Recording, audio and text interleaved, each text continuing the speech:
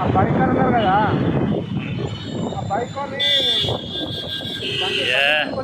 ఎప్పుడు చూడు ఈ లకడీ కప్పుల్లో ఎప్పుడు ఫుల్ ఏమా ఏమా ఒక సెకండ్ కూడా గ్యాప్ ఉండదు యాన్నే కానీ ఎందుకు ఎట్లా తయారైందని అర్థమే కాదు. జనాలు అంతా ఒక్కసారి రోడ్ల పైకి వస్తారు, తినేది అరక్క వస్తారేమో బయటికి కదా. ఇట్లా కదా వాడు బైక్ కూడా అడ్డం పెట్టాడు కదా రజనాడా. బైక్ అర్థం కాదు, బైక్ కూడా జాగ్రత్త పోతున్నాడు, వీడు ఎందుకంటే గుర్తుపడేసినాడు, ఇది కొట్టేశాడు. కొట్టేయగానే బండి ఆపాలా, కొట్టిన తర్వాత మీటర్ల దాకా గుంజుకపోయాడు వాడిని.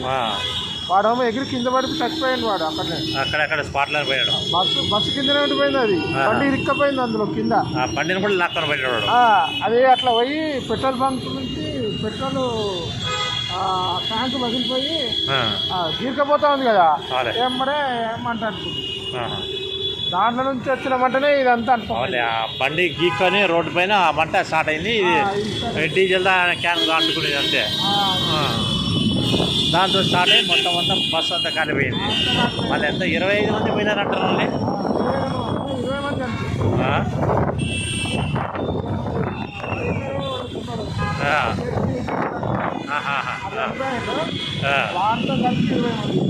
వాళ్ళతో కలిసి 20 మంది బైక్ వాళ్ళతో కలిసి. మరి అంత నిర్లక్ష్యం కట్టినారు బా, నిద్రపోతుంటే ఎవరైనా లేపడం లేపలేదు.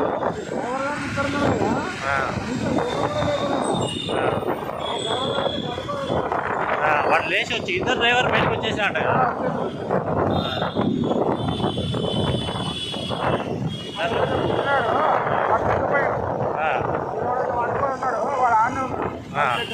బస్సు దగ్గర ఉంటాడు.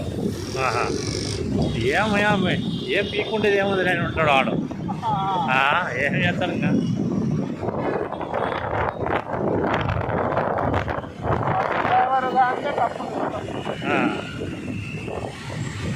అందరినీ లోపలేసి ఉతకాలు వేసాడు అనేసి కనీసం రోజంతా మర్యాద లేకుండా వాడు అట్లా వెళ్ళిపోవడం పెట్టాడు డ్రైవరు.